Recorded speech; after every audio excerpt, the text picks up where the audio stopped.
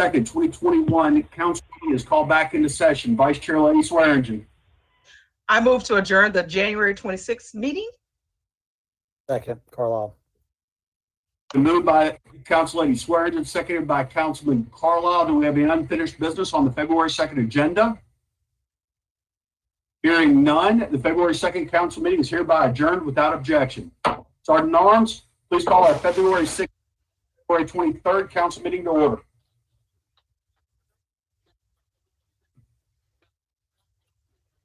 Oh yes. This Honorable Council of the City of Memphis is hereby called to order for the transaction of business pursuant to adjournment.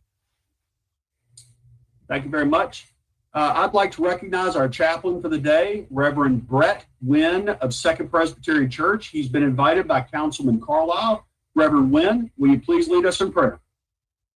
Yes, we will. It's an honor to be here and to pray for y'all. Let's pray. God, we come this afternoon to pray for our city and its very leadership that leads it. You have blessed us with a beautiful, wonderful, diverse, and joyful city. We pray for those in Memphis. We pray for healing, unity, reconciliation, and grace.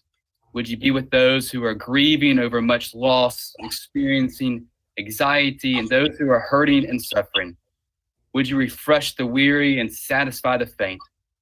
We also ask that you would be with this very leadership today as they navigate these turbulent times. Would you grant them wisdom, discernment, and grace as they lead? May the fruit of their work lead to the success of Memphis. May Memphis become the beacon of light for our very nation. Father, we lift this prayer to you, knowing that you are the rock of our refuge and the rock of our salvation. Help us to rest in your love, feel your passing all understanding peace, and know that you are sovereign over all things. We pray all these things in the powerful name of Jesus Christ. Amen. Thank you, Reverend Wynn. Councilman Carlisle, you have the floor. Thank you, Chairman.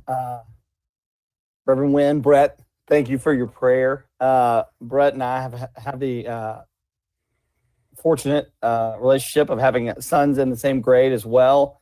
We have coached a soccer team and basketball team or two together. I've with some successes, some failures, but we're fortunate to have boys in the same class that we love dearly. Reverend Wynn, I have a certificate I'd like to read for you.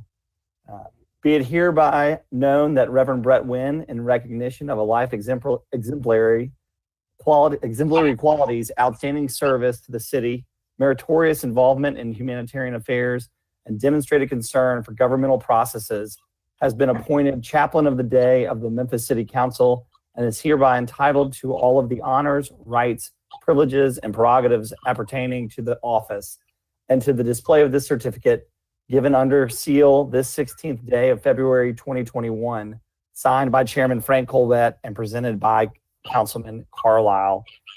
Brett, thank you so much, and give our love to Rachel and the kids. Will do. Thank you, Chase. Thank you, City Council. Thank you, Brett. Take care now. Councilman Carlisle, would you please recite the Pledge of Allegiance? Be my honor. I pledge allegiance to the flag of the United States of America and to the republic for which it stands, one nation, under God, indivisible, with liberty and justice for all. Thank you very much. Madam Comptroller, please call the roll. Councilmember Canale, Here. Carlisle, Present. Easter Thomas, Present. Ford, Present. Johnson, Jones, Here. Logan, Present. Morgan, Here. Robinson, Present. Smiley, I'm here. Vice Chairwoman Swearingen, Present. Warren, Present. Chairman Colbert. Present. Mr. Chairman, you have a quorum. Thank you very much, Madam Comptroller. Vice Chair Lady Swearingen, have you read our meeting minutes for February 2nd? I move to adjourn I have read the meetings and I motion to approve them. Very good. Second. All right, Second, it's been moved Carlisle. by Swearingen, seconded by Councilman Carlisle. Seeing no member you're seeking recognition, I assume you're ready to vote. Madam Comptroller, roll call. Councilmember Canali, Yes. Carlisle, Yes. Easter Thomas, Yes. Ford, Yes. Johnson, Jones, Aye. Logan, Aye. Morgan, Yes. Robinson, Aye. Smiley. Aye. Vice Chairwoman Swearingen, Aye. Warren, Aye. Chairman Colvett. Aye. That our meeting minutes February 2nd are approved. Welcome to the postponed February 16th, 2021 regular meeting of the Memphis City Council, which is being conducted electronically pursuant to the notice due to the COVID-19 emergency. Without objection, the notice of the meeting will be included in the minutes of this meeting. A notice of the meeting was placed on the City Council webpage regarding how the public may electronically access the meeting and/or recording of the meeting, and how to provide written comments concerning any agenda item or any other matter prior to the meeting. Public comments were to be submitted to the Memphis City Council 24 hours prior to today's meeting. Vice Chair Lady Swearingen will read those comments at the appropriate time. She will only read those comments that included the requisite information, which was the person's name and address. Incomplete comments or those received late will be sent to the council records and placed on the file. Colleagues, I have holds on items 17, 18, 19, and 20, and to be held till our next meeting. And our add-ons are items 26, 27, 28, 29, 30, 31, 32, 33, 34, 35, and 36. I'm told same night minutes, and let's all double check. Items 10 through 13, 26, 27, 28, 29, 30, 31, 32, 33, and 36. Before we begin, I'd like to ask Councilman Jones to take a moment to recognize Dr. Carter G. Woodson of Omega Psi Phi Fraternity Incorporated as we continue to celebrate Black History Month. Councilman Jones, you're recognized. Thank you, Mr. Chair.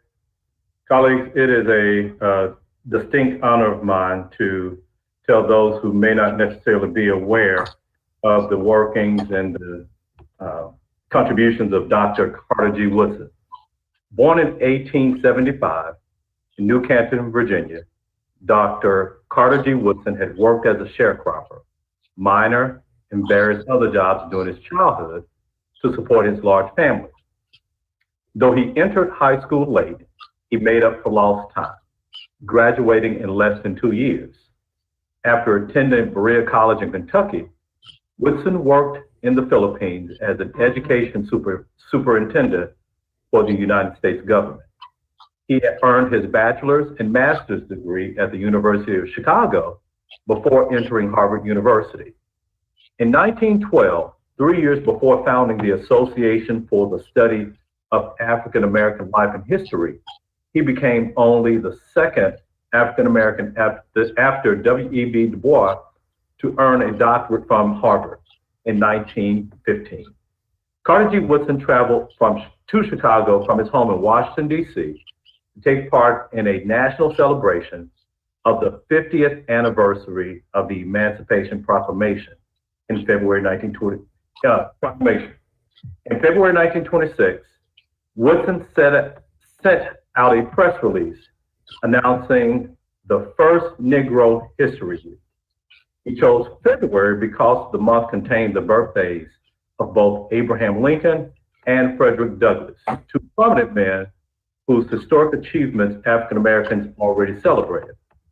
To get his message out, Woodson first turned to our, not just his fraternity, our fraternity, Omega Psi Phi Fraternity, which created Negro History and Literature Week in 1924. Today, a Black History Month, as it has grown into since the late 70s, is celebrated by millions of people around the world. To be sure, Woodson deserves credit for taking what began as Negro History and Literature Week and under the purview of the Omega Psi Phi Fraternity Incorporated, transferred it into an internationally recognized phenomenon and month-long celebration. Thank you, Mr. Chairman. Thank you very much.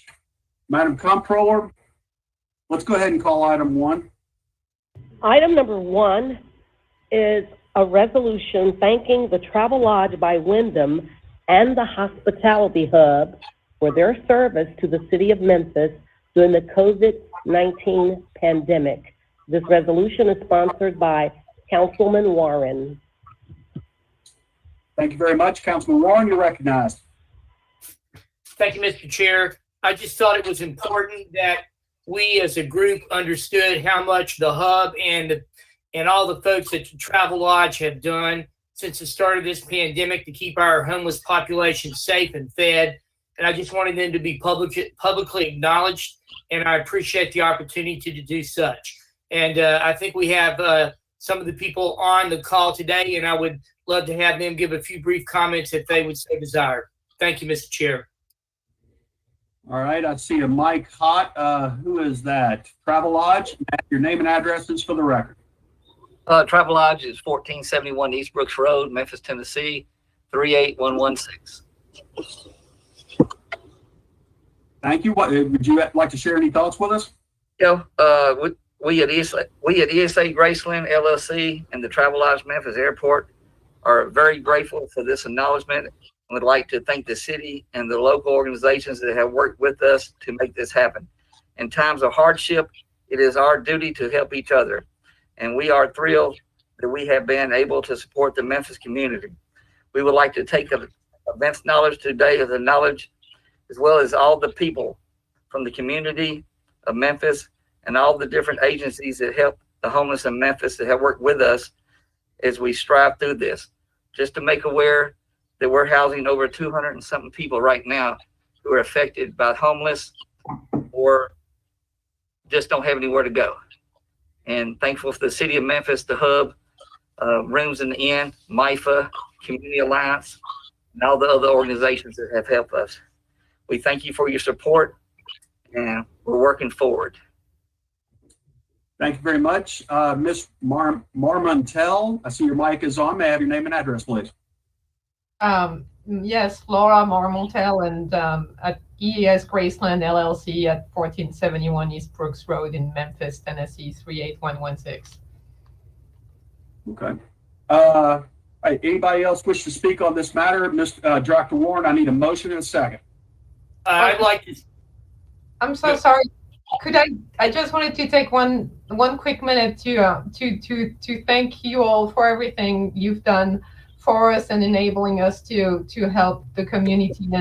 And I just wanted to also say thank you, and I'm so proud of our team at the hotel. I mean, I'm bawling like a baby, but they worked so hard and they really sacrificed themselves a lot to make sure that everybody is doing fine. So thank you, team over there, and thank you everyone at the city and all of the local nonprofits for helping us and letting us help you too. Chairman Colbert, Ms. Marmontel is the owner of the hotel that has helped us. Okay. I do have something to say myself too. Mr. Johnson, recognize me. Home address, please. Kelsey Johnson, Executive Director, Hospitality Hub, 670 Madison Avenue. This has been some kind of year. The teamwork, the camaraderie with the city council, with HCD, with Harold and his team over at Travel Lodge. Especially want to thank a couple of my people, Mac and Roman, who are on the call, who worked very closely with the Travel Lodge to coordinate keeping everyone indoors and then helping us get people housed out of this project.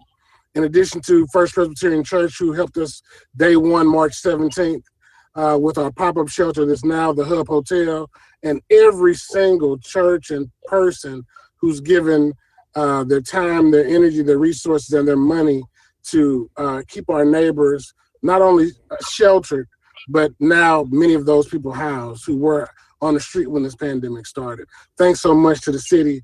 Thanks so much to the city council who's been behind us this whole time. Thanks for all that you're doing, all that you've done, and all that we plan to do this year. All right, thank you, sir. It's been moved by Councilman Warren, seconded by Councilman Carlisle. I see no members in the queue are seeking recognition. I assume you're ready to vote on item 1. Madam Comptroller, call the roll. Councilmember Canali, Yes. Carlisle, Aye. Easter Thomas, Yes. Ford, Aye. Johnson, Jones, Aye. Logan, Aye. Morgan, Yes. Robinson, Aye. Smiley, Vice Chairwoman Swearingen, Aye. Warren, Aye, and thanks again. and Chairman Coldet. Aye, that item passes. Thank you again for all your hard work and assistance to the city of Memphis. Madam Comptroller, call item 2, please. Item number 2 is a resolution approving a planned development located at 3681 Hawkins Mill Road, containing plus or minus 12.95 acres located in the residential single-family district. This resolution is sponsored by the Office of Planning and Development. It was held from February 2nd. Thank you very much. Councilman Canali, you recognized. Thank you, Mr. Chairman. This item was not heard in committee. We did not give it a recommendation. Administrator Whitehead is on to give a presentation. We do have people to speak in favor of this item and opposed. So with that, Mr. Chairman, I move it to the floor. Can I go ahead and get a second? Second. Moved by Canali, seconded by Warren. Let's go ahead and get a presentation from Mr. Whitehead so we get the nuts and bolts out of the way. Then we'll go into favor and against. Thank you, Chairman. Can you hear me fine? Or at all? Somebody's scratching. You can hear me? Now I can. Okay, great. Mr. Chairman, Josh Whitehead, the zoning administrator with the Division of Planning and Development. This is a request for a veterans facility on Hawkins Mill Road in northern Raleigh. We'll go through these slides pretty quickly, or maybe we won't. There we go. Northern Raleigh there with the magenta dot. On the right, this shows you, if you're familiar with the northern extent of Windermere.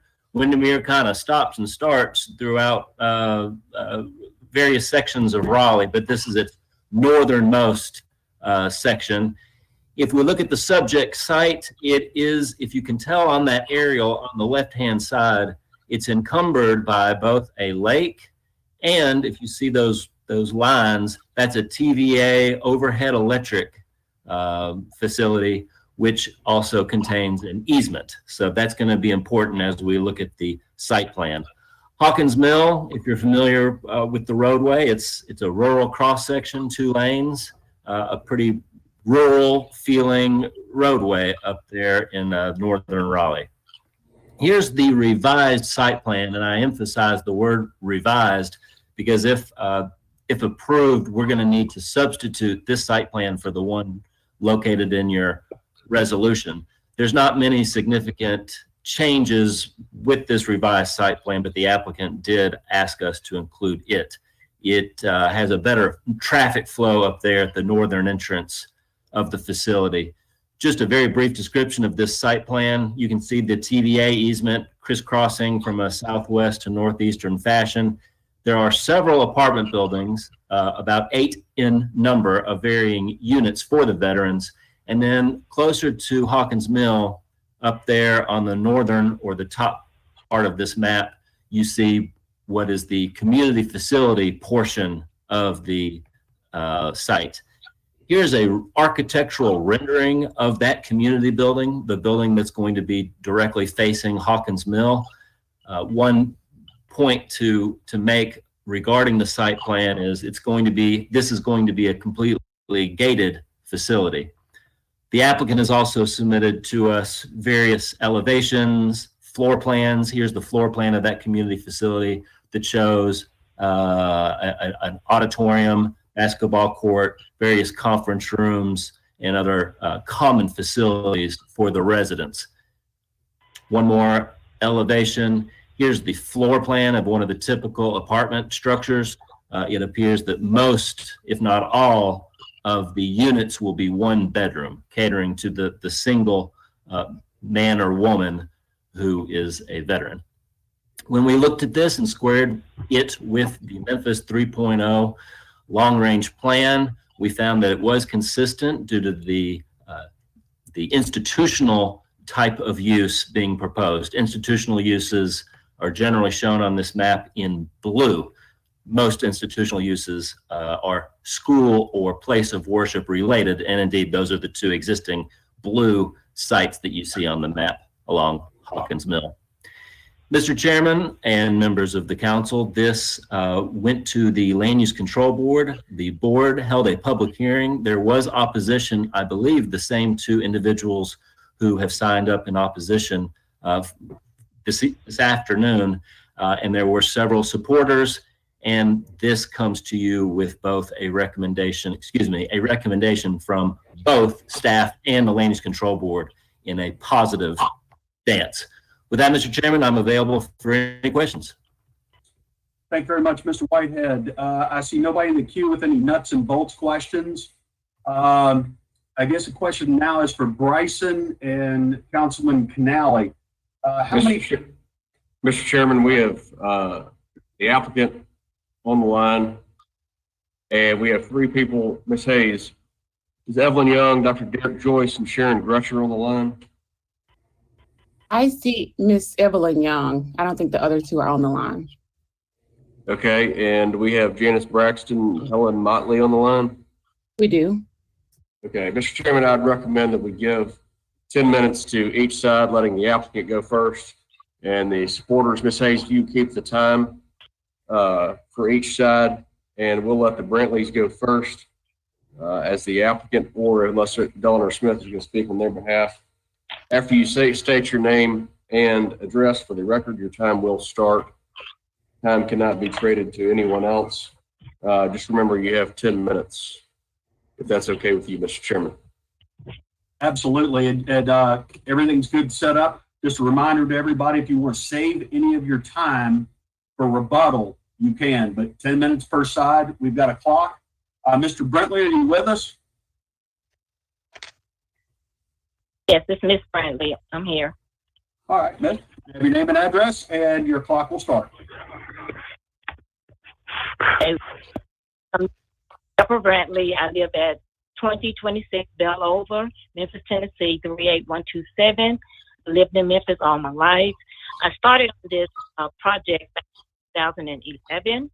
I always had a desire to be part of the armed service, which I was denied because I didn't weigh enough, so did not serve. But I got a chance to serve on the City of Memphis Police Department, and it was then when I discovered how our veterans was living. So I got to working on this project in 2011, and we are.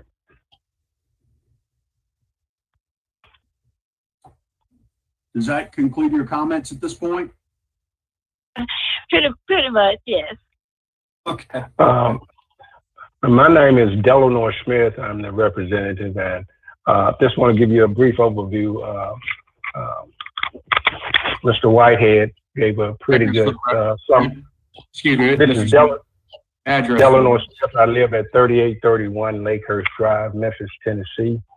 Mr. Whitehead gave us a pretty good summary of the project. Mainly, this project would be for the main portion would be for housing for the homeless veterans, to transition them from whatever state they're in, requiring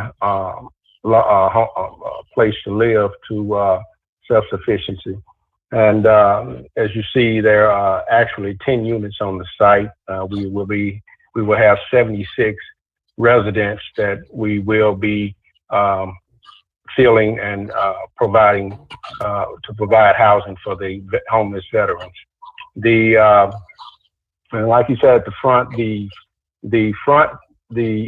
units facing the street will be administrative and also for activities for the homeless, for the veterans, and for counseling and determining what type of assistance they need. This project is not for every homeless veteran. We would target and screen all people that come to us, but we will also, the administrative area will assist any veteran that come. But the residential side will be for people that are self-sufficient and are able to be transitioned to a higher state of another state of self-sufficiency. And we have 70, like I said, 76 units. The square footage is basically 600 to 700 square feet per unit, and 202 parking spaces.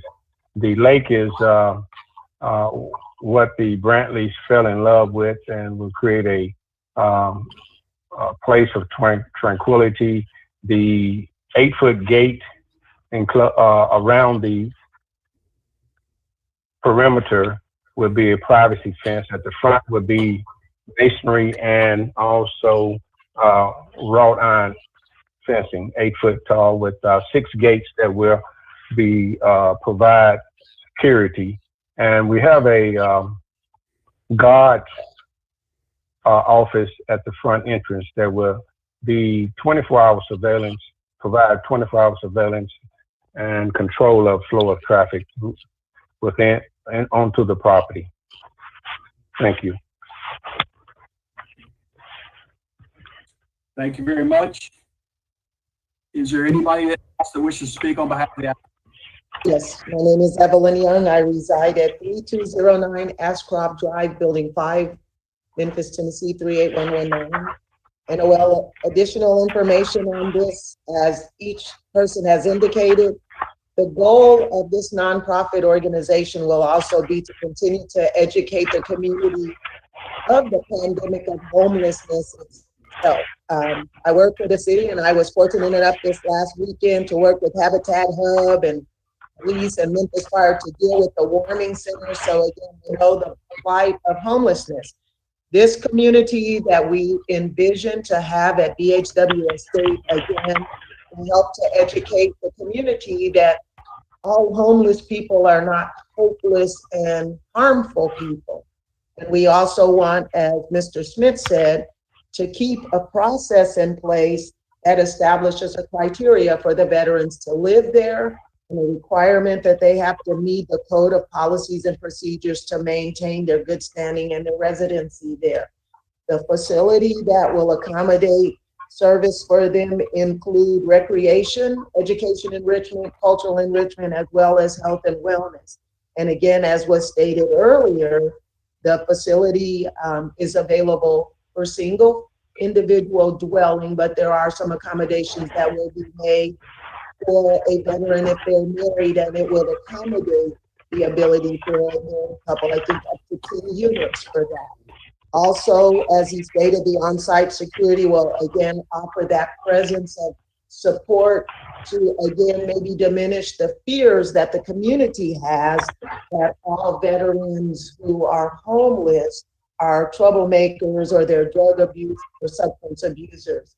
Again, individuals will be required to be enrolled in programs that will help them deal with social and personal and psychological issues that they're dealing with. We will look for funding through collaborations and partnerships, corporate and private donors, special event fundraisers.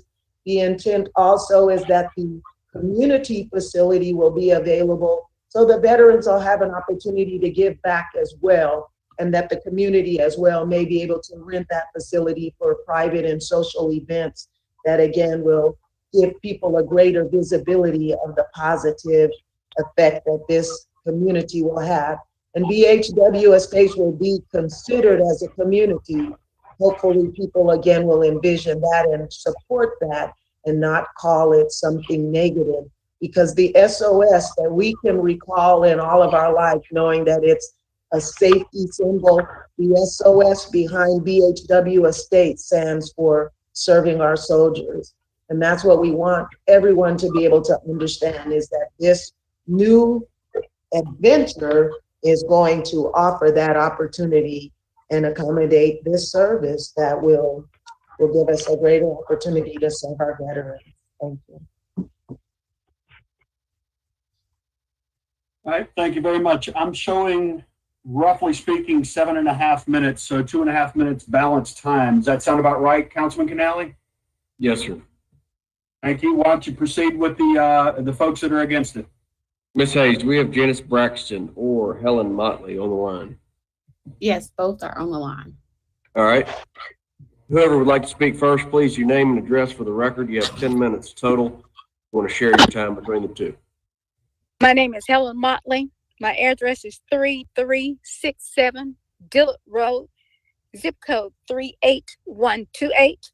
I'm simply in opposition to the project simply because it is in direct adjacent to a public school, and the children have to go past this particular site daily. And since it is directly adjacent to it, it is in plain view, and I'm just afraid for the children. Thank you very much. I'm working on. Thank you, Ms. Motley. Ms. Braxton, you on the line?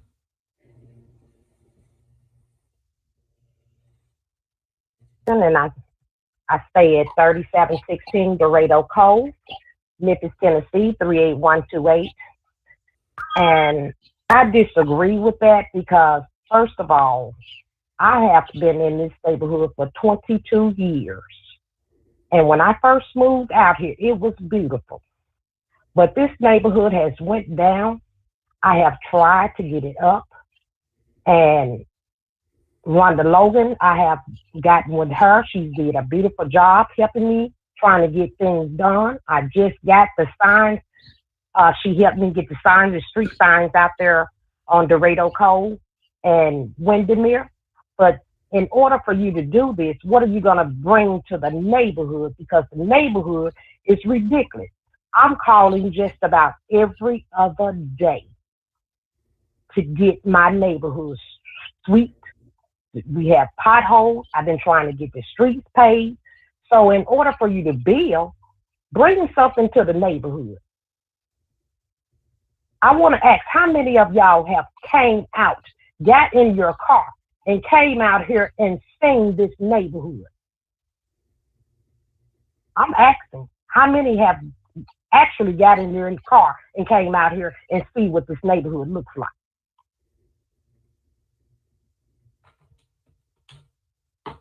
I don't hear an answer or anything, but I'm just trying to get my neighborhood. You want to be up, that's fine. Bring something to the neighborhood in order for you to be up. I don't have a problem with it, but I'm tired of my neighborhood looking like this. The garbage men come out here and pick up our garbage. They throw most trash in the street. I have to go out there and pick it up. And that's not my job. But I've been trying ever since I've been over here. And I'm glad I got a chance to sit in on this meeting. Because Miss Rhonda Logan, she knows what this neighborhood looks like. She has helped me a lot. It would be nice if I could get some more help. That's all I have to say. Thank you, ma'am. So this is Evelyn Young, and I have a question. Are we able to respond to her? Hold on, Ms. Young. All right, thank you. Ashley, how much time did the opposition take? It took about 2 minutes and 48 seconds. Okay, and what's the remainder of the time for the applicants and the supporters? 2.5 minutes. Yes, correct. All right, Chairman, I would recommend we let them speak, the applicants speak the rest of their 2.5 minutes. And I know that Councilwoman Logan is in the queue. I believe she's the only colleague in the queue. We'll go from there. All right, again, Evelyn Young. And in response to the lady, I could surely envision that the veterans would definitely make a strong contribution. And again, based on the programs that we look to put in place to involve them and engage them in the community as well, and engage the community with the BHW estate, I believe that that would be a favorable way to make some of those changes. Many of these people have skills that have gone unnoticed or skills that have been swept to the side because sometimes of their inability to gain the resources. But again, our vision is to help reintegrate these people into the community. And I could very well see them coming there to help you take that trash out, clean that neighborhood up, plant some trees, plant some flowers, do a garden. I know that because that's the kind of stuff that I am planning to be able to engage with them. So I hope that, and yes, I have been out there to drive through that area just to get to know it. And I again know that the vision that we have will address all of those things that you speak of with the positivity. And also in response to the first lady who spoke in opposition to it being on the right next to a school, the principal and founder of that school has also come on previously to give his support as a pastor and as the founder of that school, knowing that there again are opportunities for a positive relationship and a positive level of focus and interaction that will occur between that school and the BHW estate. Thank you. Thank you, Ms. Young. Opposition, you have 8 minutes left. Do you wish to speak or forego the rest of your time?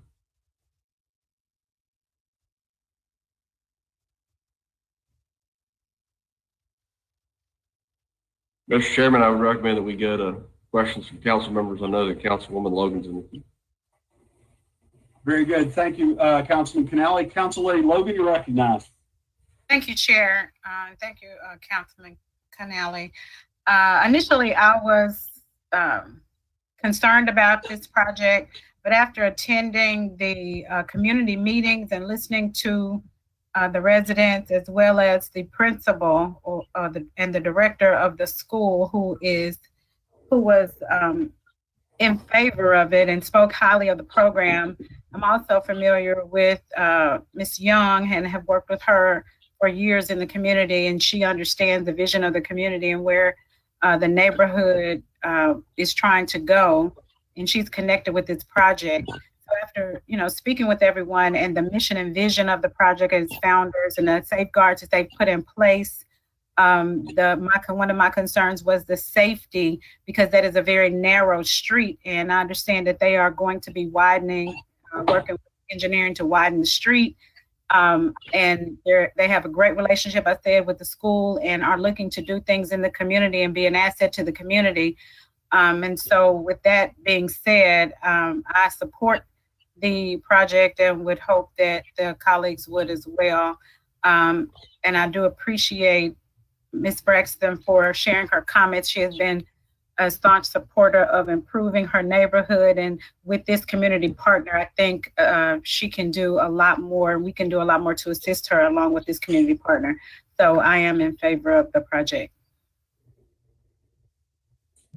Thank you, Council Lady Logan. I see no other members in the queue are seeking recognition.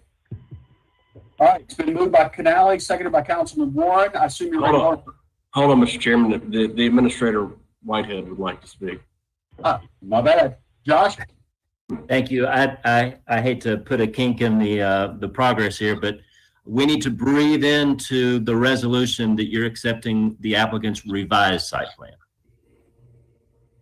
So is this motion as friendly amended, or just make sure it's in there? Yes, sir. Please. All right. That being said, anybody else seeking recognition? All right, it's been moved by Councilman Canale, seconded by Councilman Warren. I assume you're ready to vote on item 2 as amended. Madam Comptroller, call the roll. Councilmember Canale, Yes. Carlisle, Yes. Easter Thomas, Yes. Ford, Yes. Johnson, Jones, Aye. Logan, Aye. Morgan, Yes. Robinson, Aye. Smiley, Aye. Vice Chairwoman Swearingen, Aye. Warren, Aye. Chairman Covett. Aye, that item passes. Madam Comptroller, please call item 10. Item number 10 is a resolution approving an honorary street name change of Mickey Drive between East Range Road and Lear Drive for Reverend Dr. Eliasa Little Jr. This resolution is sponsored by Councilman Smiley, and there's a request for same night minutes. Very good. Councilman Smiley, you're recognized. Absolutely. Can we get do I need to read the resolution into the record? Why don't you just read the caption? Brooke, does he have to read the whole thing or just the caption?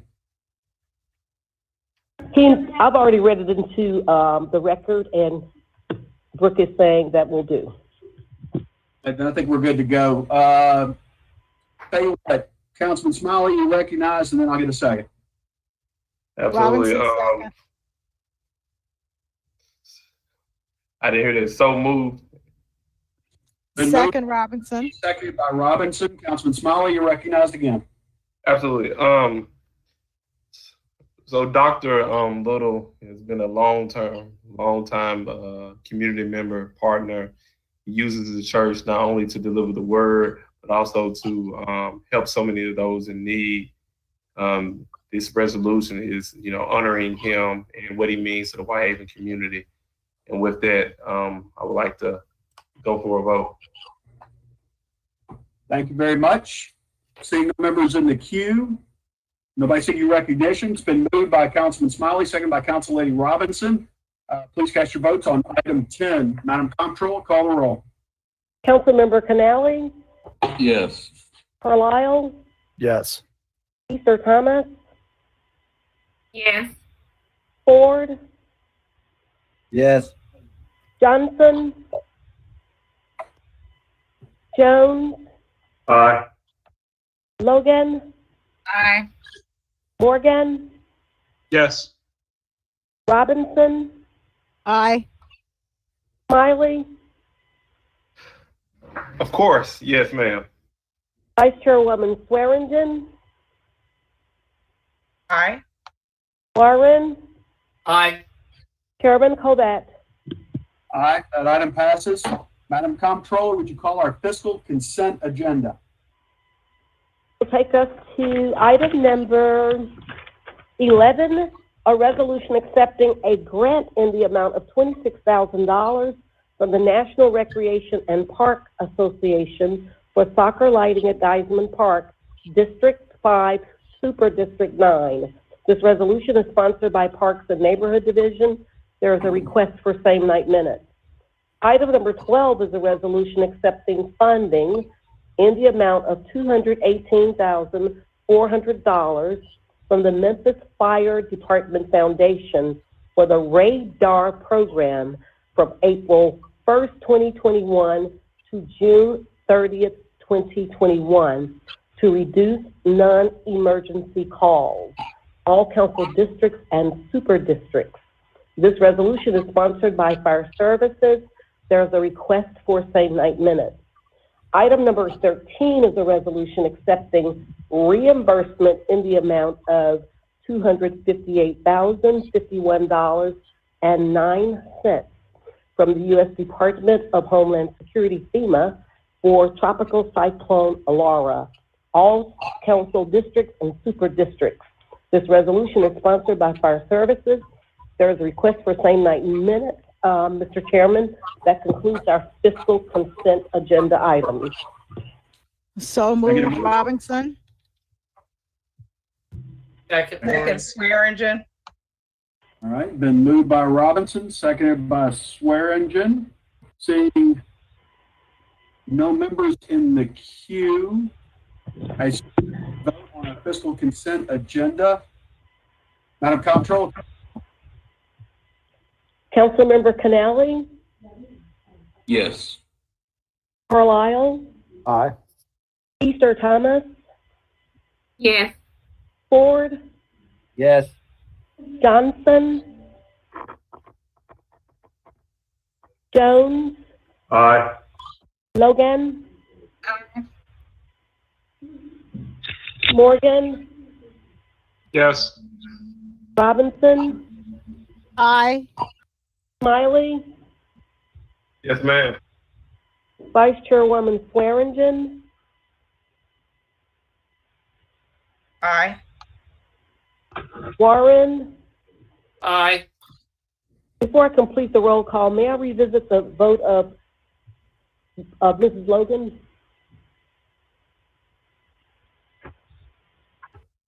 Chairman Colbert. All right, that item passes. Item 26, please.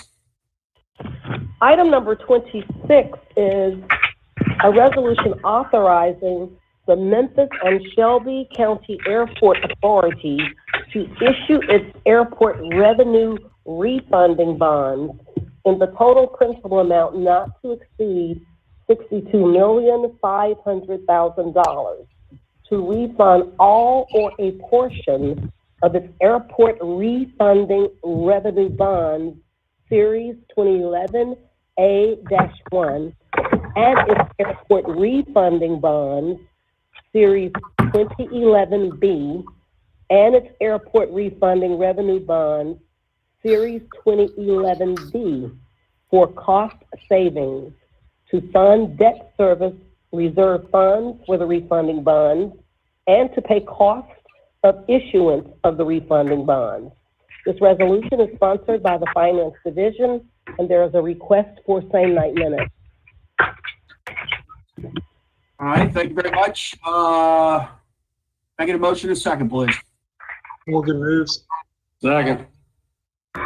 Moved and properly seconded. Seeing no members in the queue, I assume you're ready to vote on item 26. Madam Comptroller, call the roll. Councilmember Canali, Yes. Carlisle, Yes. Easter Thomas, Yes. Ford, Yes. Johnson, Jones, Aye. Logan, Aye. Morgan, Yes. Robinson, Aye. Smiley, Yes, ma'am. Vice Chairwoman Swearingen, Aye. Warren, Aye. Chairman Colbert. Aye, that item passes. Madam Comptroller, let's see if we can knock this out. Call the MLG&W fiscal consent agenda.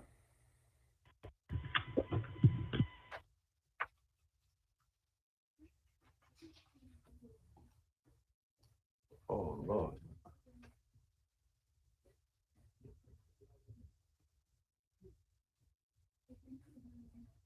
Madam Comptroller, I can't hear you. Hi there. I was on mute. Our MLGW fiscal consent agenda starts with item number 14, a resolution approving position number 07073, Planning Engineer 3. Item number 15 is a resolution authorizing the execution of a contract with Public Energy Authority of Kentucky for the purchase of natural gas. Item number 16 is a resolution authorizing the execution of a contract with Public Energy Authority of Kentucky for a new industrial sales program to purchase natural gas, as well as acknowledging the Public Energy Authority of Kentucky will issue the gas supply revenue bonds to fund the purchase of the supply of the natural gas.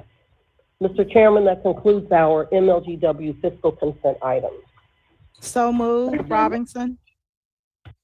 Second. All right, moved by Robinson, seconded by Canale. Q for MLGW. Councilman Morgan, you're recognized. Councilman Carlisle was just ahead of me. Oh, my apologies. I didn't see it. Councilman Carlisle, you're recognized. Thank you, Chair. Is there a representative from LGW on the line?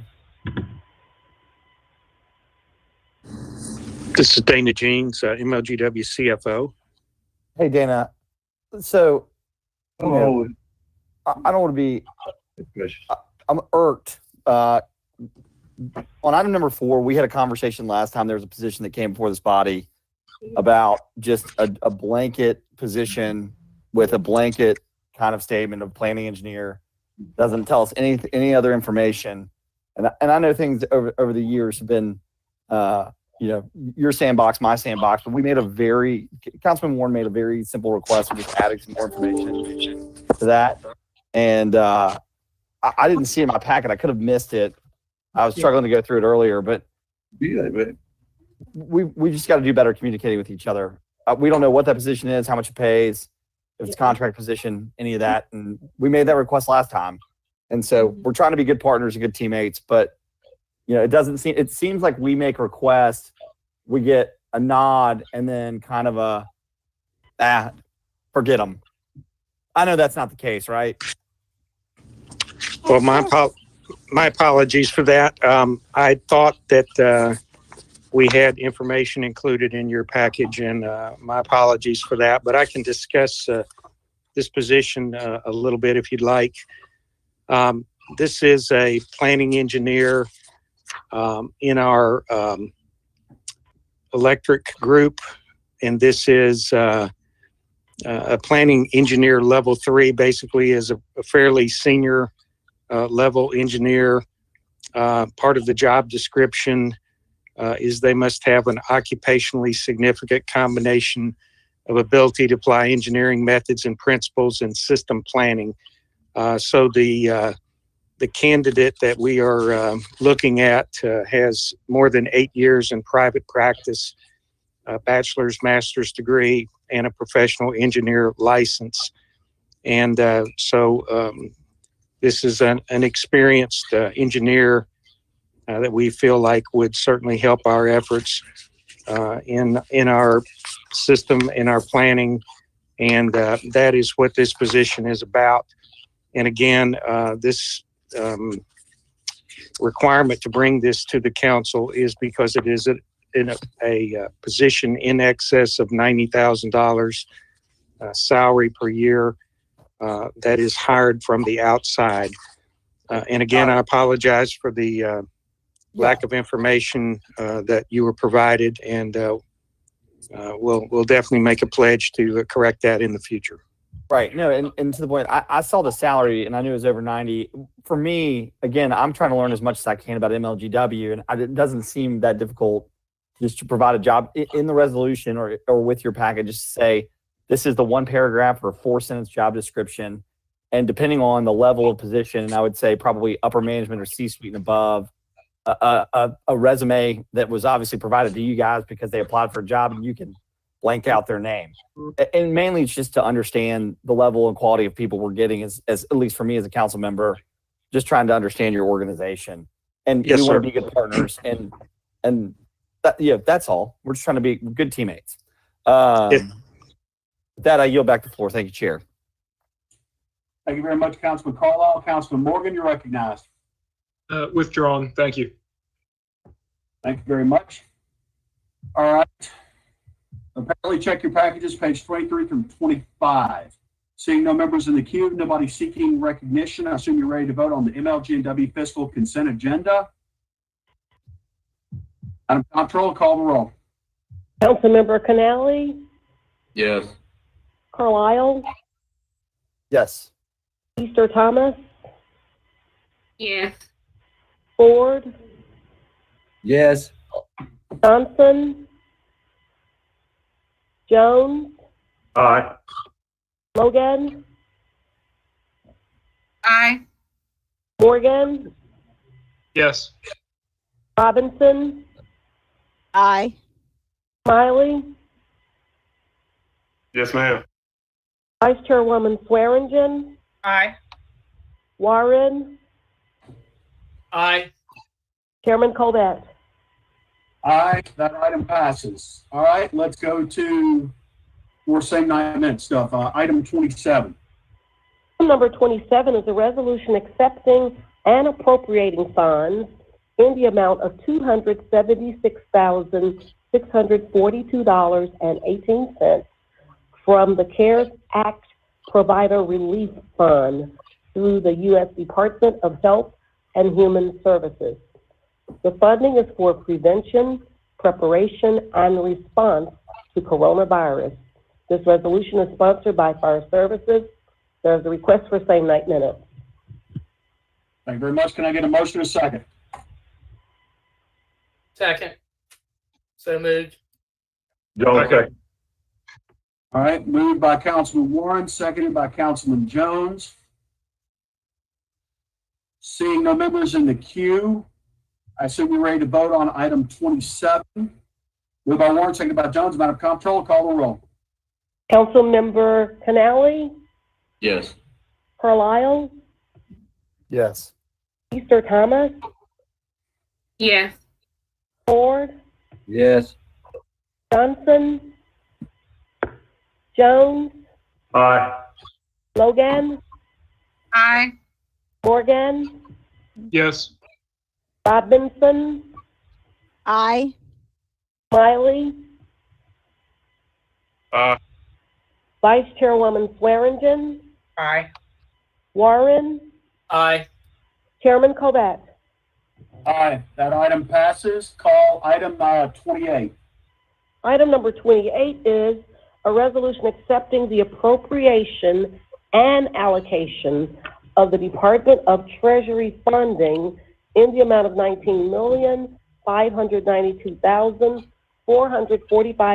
$19,592,445.70 for the Division of Housing and Community Development Emergency Rental and Utility Assistance in response to the pandemic. This resolution is sponsored by Housing and Community Development Division, and there is a request for same night minutes. Thank you very much. Can I get a motion and a second? So moved. Second. Seconded, moved by Councilman Warren, seconded by Council Lady Logan. Yes. Seeing no members in the queue or seeking recognition. Councilman Ford, do you wish to be recognized? No. No. All right, very good. Seeing no other members in the queue, I assume you're ready to vote on item 28. Madam Comptroller, please call the roll. Councilmember Canale, Yes. Carlisle, Yes. Easter Thomas, Yes. Ford, Yes. Johnson, Jones, Aye. Logan, Aye. Morgan, Yes. Robinson, Aye. Smiley, Aye. Vice Chairwoman Swearingen, Aye. Warren, Aye. Chairman Colbert. Aye, that item passes. Call item 29, please. Item number 29 is a resolution approving the lease agreement between the Port Commission and Cargill, Inc. to lease approximately 1.73 acres of real property located on Channel Avenue between Parr Street and Bowie Street, as approved by the Board of Commissioners of the Port Commission on June 17, 2020. This resolution is sponsored by Memphis and Shelby County Port Commission. There's a request for same night minutes. There's a contract number CR-5357 for the record. Thank you very much. Councilman Smiley? Yes, sir. The committee may recommend approval. I so move. Second. Been moved by Councilman Smiley, seconded by Councilman Canale. Seeing no members in the queue or seeking recognition, assume you're ready to vote on item 29. Madam Comptroller, call the roll. Councilmember Canale, Yes. Carlisle, Aye. Easter Thomas, Yes. Ford, Yes. Johnson, Jones, Aye. Logan, Aye. Morgan, Yes.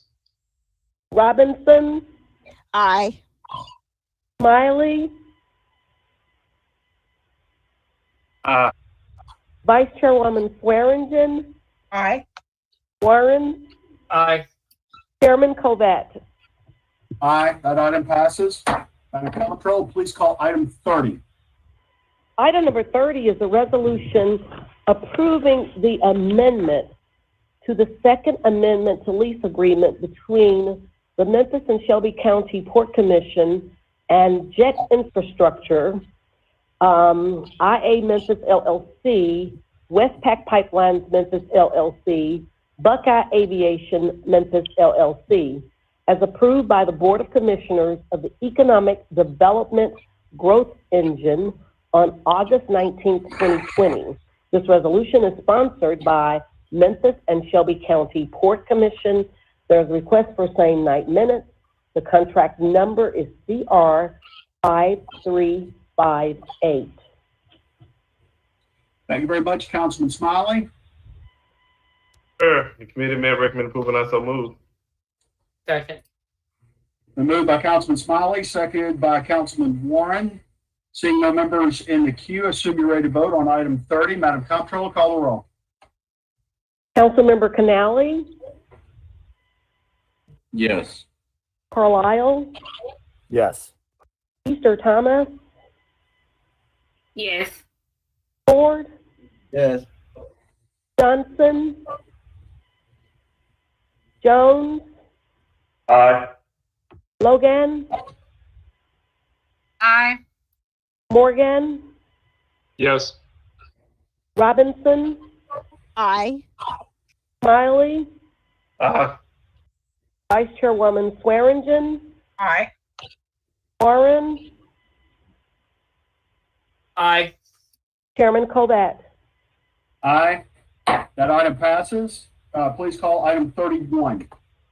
Item number 31 is a resolution approving the lease agreement between the Port Commission and Watco Transloading LLC for 50.3 acres of real property for the use and purposes as a public dock and warehouse facility as approved by the Board of the Port Commission on October 21st, 2020.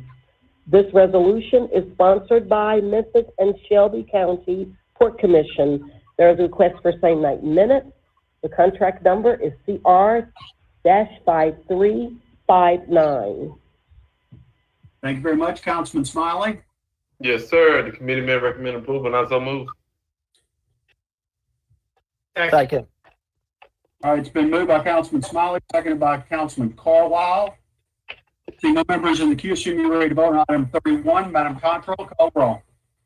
Councilmember Canale, Yes. Carlisle, Aye. Easter Thomas, Yes. Ford, Yes. Johnson, Jones, Aye. Logan, Aye. Morgan, Yes. Robinson, Aye. Smiley, Aye. Vice Chairwoman Swearingen, Aye. Warren, Aye. Chairman Covett. Aye, that item passes. Madam Comptroller, call item 32. Item number 32 is a resolution regarding MLGW pilots. This resolution is sponsored by Councilwoman Robinson. There is a request for same night minutes. Thank you very much. Council Lady Robinson. Thank you, Mr. Chair. The committee met. We gave approval for this item, and I so move. Second. Second. El Segundo. Thank you for the translation. It's been moved by Councilman Robinson, seconded by Councilman Carlisle. Seeing no members of the queue are seeking recognition, you're ready to vote on item 32. Madam Comptroller, call the roll. Councilmember Canali, Yes. Carlisle, Aye. Easter Thomas, Yes. Ford, Yes.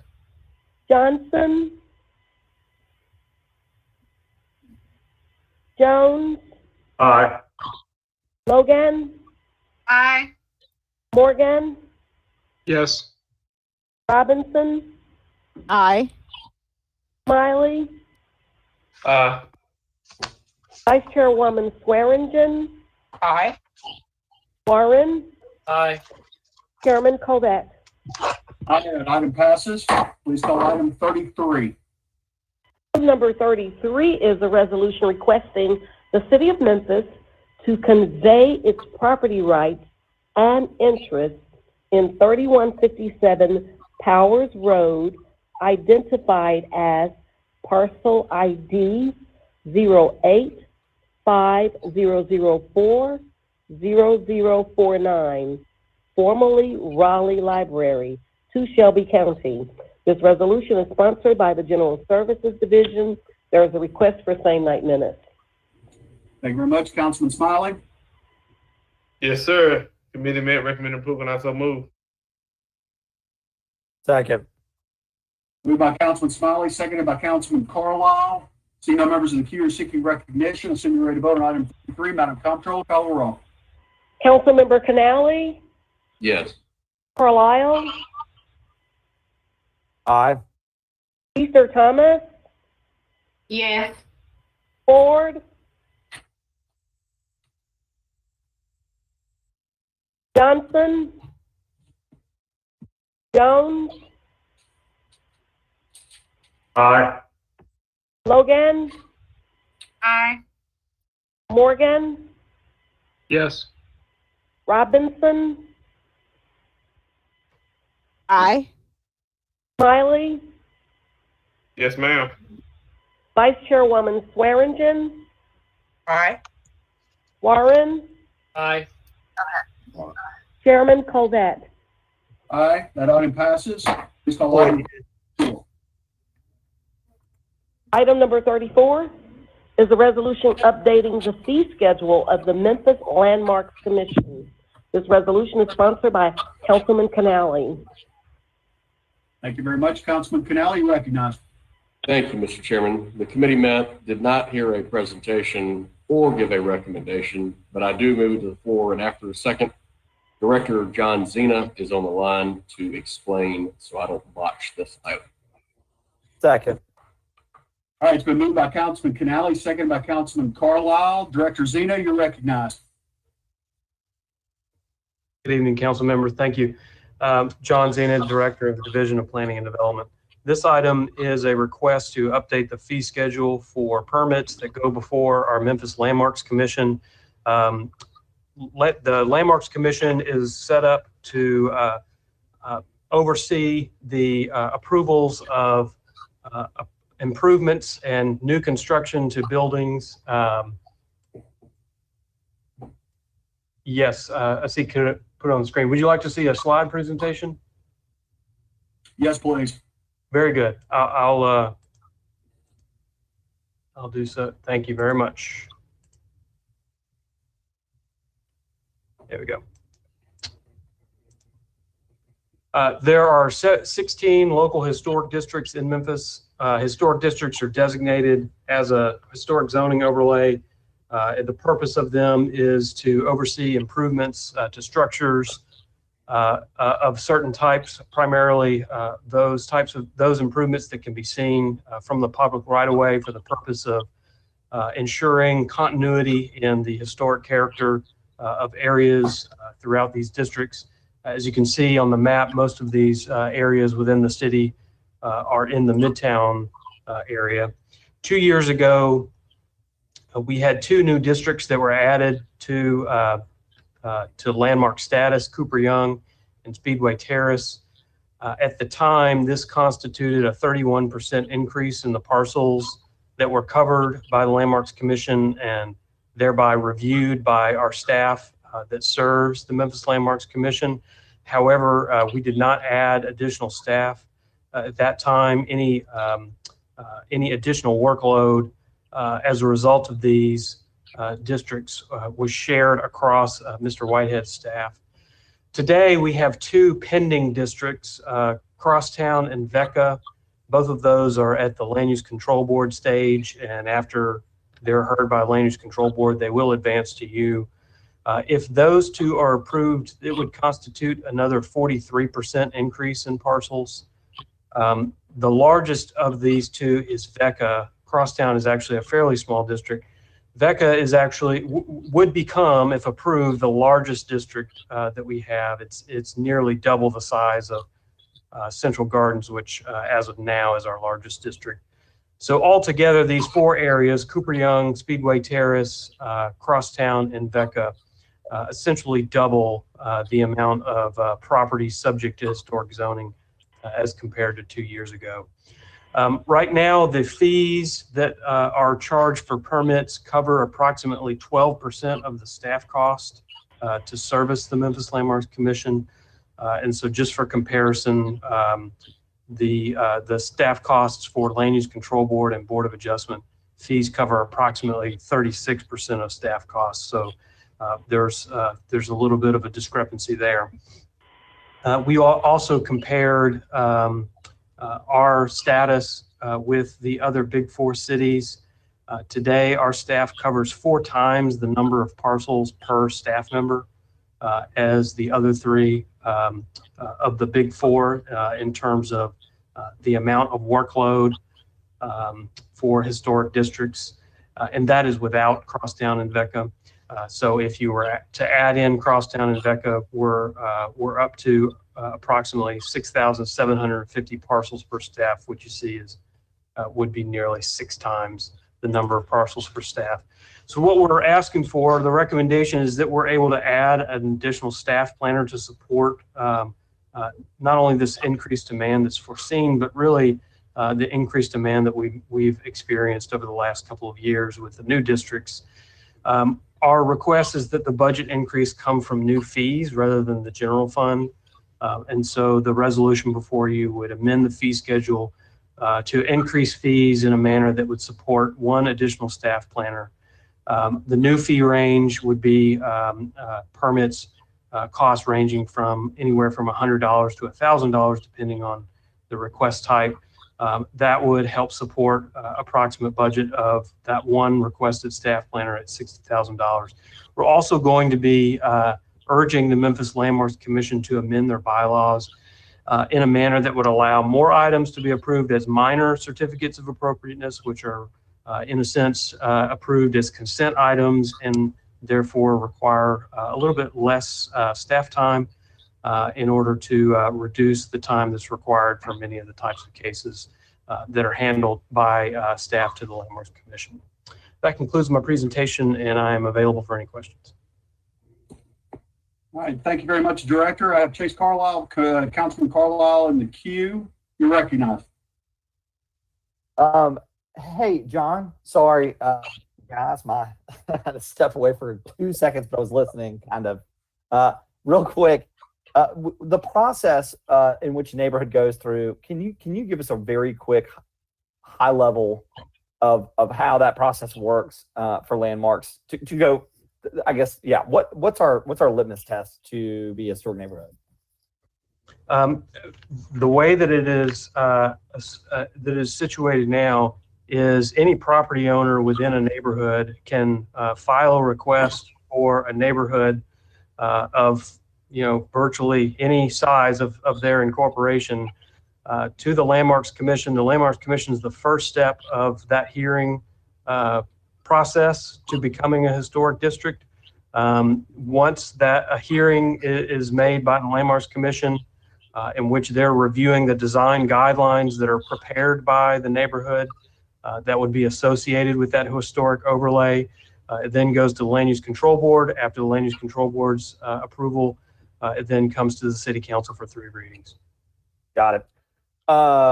Look, I think this is, I'm going to support this. My colleagues, work in this world, and so I've run into this issue, with having bodies around and being able to support this. And one of the things that I think is always a good thing is to have oversight over these historic districts that are being created, so it can be, one more level of intentionality. But I guess the last thing I'll just leave you with is just the general comment that this is a really good, healthy sign about where we are as a local economy, that we're having so much activity in these neighborhoods that it's causing us to need an additional body around to help us review and prepare and plan, because so many people are applying to do work in these areas. And so, it's just a positive note.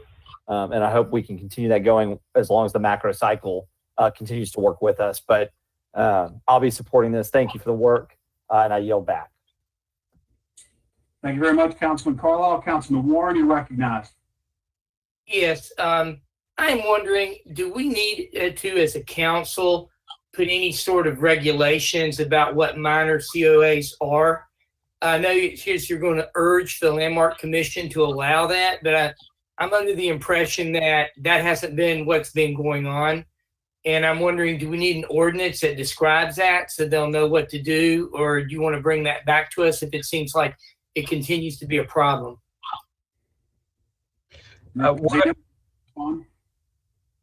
Yes, Councilman Warren, what I would maybe first request is that we work with the Landmarks Commission to amend their bylaws, because the differentiation between what is a major certificate of appropriateness and a minor is defined in the Landmarks Commission's bylaws.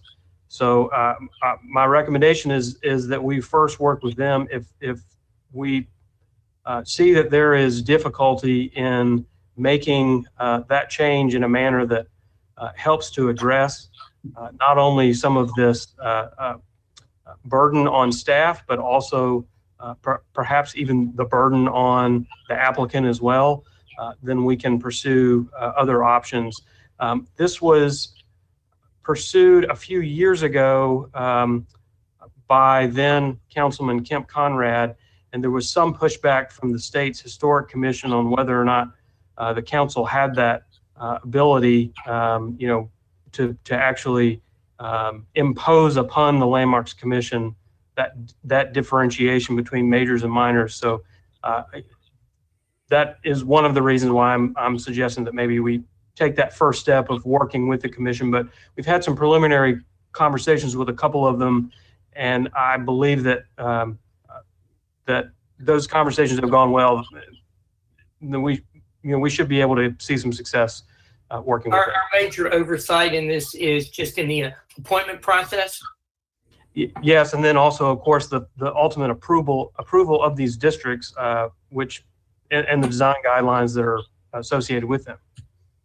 These are essentially zoning overlays that are approved like any other zoning overlay that the council would approve.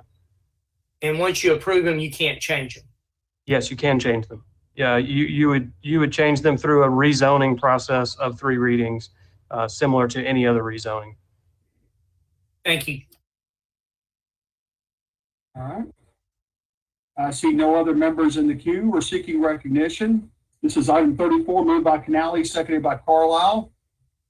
Madam Comptroller, call the roll. Councilmember Canale, Yes. Carlisle, Aye. Easter Thomas, Yes. Ford, Johnson. Thank you, Mr. Ford. Johnson, Jones, Aye. Logan, Aye. Morgan, Yes. Robinson, Aye. Smiley, Yes, ma'am. Vice Chairwoman Swearingen, Aye. Warren, Aye. Chairman Covett. Aye. That item passes. Call item 35. Item number 35 is a resolution requesting a 273-day moratorium on the issuance of permits for tobacco shops, head shops, smoke shops, and vape product shops, and requesting that the Division of Planning and Development study the health, safety, welfare, and secondary effects on schools, school-age children, and adjacent residential neighborhoods, while also proposing zoning amendments that reflect said effects. This resolution is sponsored by Councilman Warren. Thank you very much. Councilman Canale, you're recognized. Thank you, Mr. Chairman. This item was not heard in committee, did not receive a recommendation. However, Administrator Josh Whitehead is on the call to explain. It is sponsored by Councilman Warren, but Josh can put it into perspective for all of us for what it means and for the reason for the number of days. Very good. So with that, I so move. Second. Moved by Canale, seconded by Carlisle. Mr. Whitehead, you're recognized. Thank you, Mr. Chairman. Mr. Sponsor, are you okay with me taking the first whack at this? Yes, and I'll just close with a sentence. Go ahead. Okay.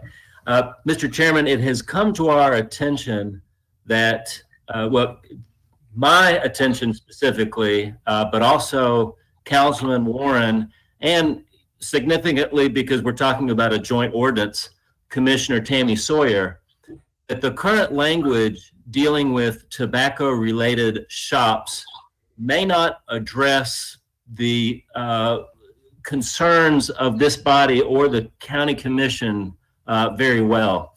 Currently, the zoning code requires this body or the county commission, if we're talking about unincorporated Shelby County, to review any retail establishment that has a certain percentage of its sales devoted to electronic cigarettes.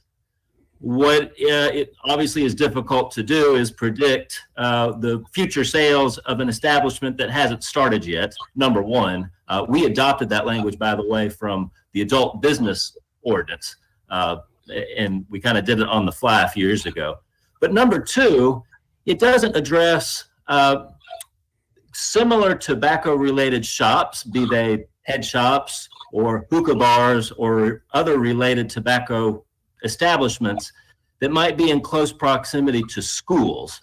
So what this resolution asks for is a permit moratorium on any certificate of occupancy or other permit issuance related to any tobacco-related shop.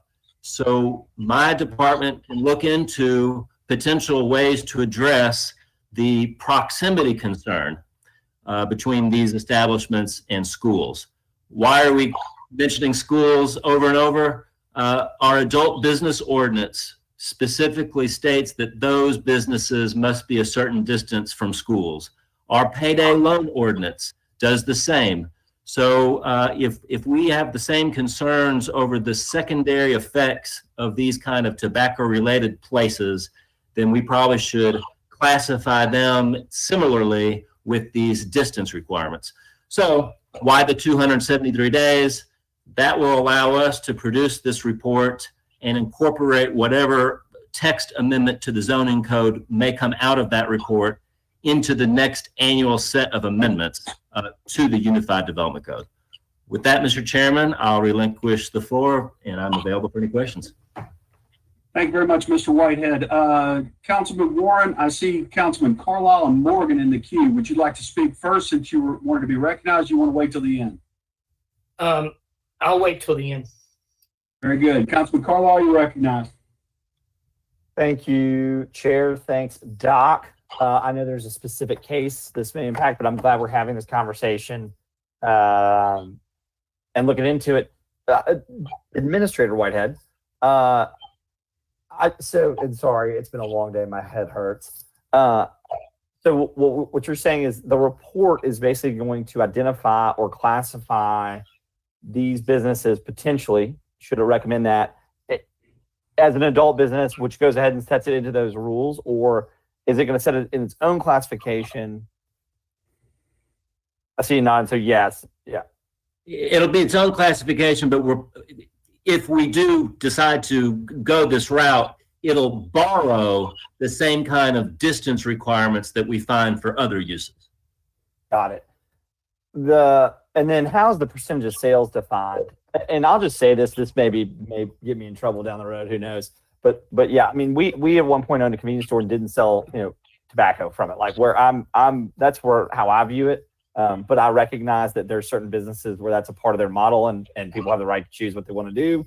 But so how do we stop, how do we not harm a business? I don't know, like Walmart sells. I mean, how's the percentage going to be defined? Well, it would be my suggestion to just scrap percentages altogether. And, if Walgreens sells cigarettes, we don't classify Walgreens as a tobacco store, right? Or electronic cigarettes, same with Kroger. But if you're engaged with the sole mission to provide some level of tobacco-related products, and we know what we're talking about. We've seen them, we've been there, or maybe we haven't been there, but we know exactly what these kind of businesses are.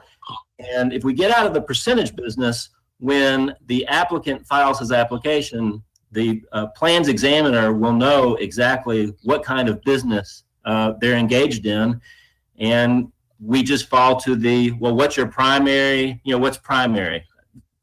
I guess if we're going to put a percentage on it, it's 51%. What's your primary purpose of business? You're a tobacco shop, period. Well, and that's where I was kind of leading. And again, because there are going to be people that work around, you look at corner stores or even convenience stores and gas stations where you walk in and it's like 50-50 bags of chips in like a head shop. So, I mean, I do have some concern about that. And I kind of like where Doc is tracking and more information. And I'll let the good doctor address the medical side of it. The more information that's coming out about e-cigs, it's pretty alarming. It's misleading, I think, to a lot of youth. I mean, I coach high school lacrosse players. I've seen it. So anyway, I don't want to take up any more time because it's been a long day, but I'm interested to see how this shakes out. And again, I thank Doc for bringing it up, and I'll be interested to see what the report looks like.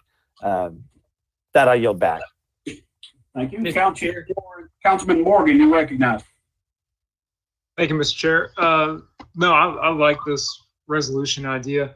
My question would be, do we need to pursue a study, or could we go ahead and implement, I guess similar, like you said, to what we do with hotels, or to use car lots where they would have to apply for a special use permit, and we would already set some standard in place about how far they need to be away from schools and community centers. So do we even, my question is, do we need to do a moratorium where we're studying this, or can we just go ahead? I would almost be in favor of go ahead and implementing those restrictions right away. I think common sense tells us that these, the tobacco, vaping, they're targeting high school students. That's the audience that they're in, the customer that they're trying to capture. There was a study in 2018 that said 43% of high school seniors had tried vaping at least once. And I imagine that number's only gone up since then. So that's kind of my question. Do we need that study in order to make this rule change, or? Councilman Morgan, in a typical municipality, the zoning ordinance is almost the longest and hardest section of that city's ordinance to amend. You've got to provide newspaper notification to your planning commission, your land use control board. Okay. You have to have 3 readings. And then for Memphis, because we have a joint ordinance, we have to go to the county commission. So the purpose of the moratorium is twofold. It's to buy us some time to go through the amendment process, but also to study what exactly is the right dimensional requirements. But number 2, as a moratorium resolution, y'all have the control. If someone comes to you and says, oh my God, I got wrapped up into this moratorium, this is not what I'm doing, Whitehead is being a jerk, he can go to y'all and you can issue a resolution exempting him or her from from this resolution. Okay, perfect. I didn't know if y'all were actually taking the time to look into like the negative health impacts into a neighborhood. I was like, we can skip that part. Let's go ahead and get the ball rolling. But okay, I get it. All right, there's a little bit more of a wind up than I thought. Thank you very much. I really appreciate yourself and Councilman Warren for bringing this forward, especially for the particular case that I think started all this off. Thank you. Thank you very much, Councilman Warren. Councilman Jones, you're recognized. Thank you, Mr. Chairman. I just would appreciate a little bit more background about this ordinance. If there's a particular case that this is in reference to, all of this is new to me, so I didn't know anything about the background. So that would be appreciated by me. Mr. Chair. Councilman Warren or Administrator Whitehead? How about Councilman Warren first? I came to Administrator Whitehead after receiving letters and emails from constituents concerned about a head shop that was opening next to Snowden School, which is a K-8 middle school, K through 8 middle school, and realized that we didn't have anything in our ordinances that stopped head shops from setting up shop right next to our schools. So I called Mr. Whitehead and asked him what we should do, and it was a lot like what we did with Councilman Carlisle's moratorium on tearing down churches until we were able to get our zoning lined up to where it made sense. So what this is really requesting is for us to have a moratorium on any of these buildings being put up until zoning can look over the specifics and bring us back something that's uniform and makes sense with the rest of our zoning regulations, and in such a way that we try to protect children from having too easy of an access or making it simple for them to get addicted to nicotine and tobacco. So I would really appreciate your vote on this moratorium. And then let's bring this back from Administrator Whitehead with a plan that we can use as a city moving forward. Because, you can't, it's the longer I'm on the council, the more I realize, you think you know what you're going to see in this job. And then every week something new pops up and you got to react to it. And this is one of those new things that just popped up, and I'm hoping we're nimble and we can react to it well. Thank you, Mr. Chairman.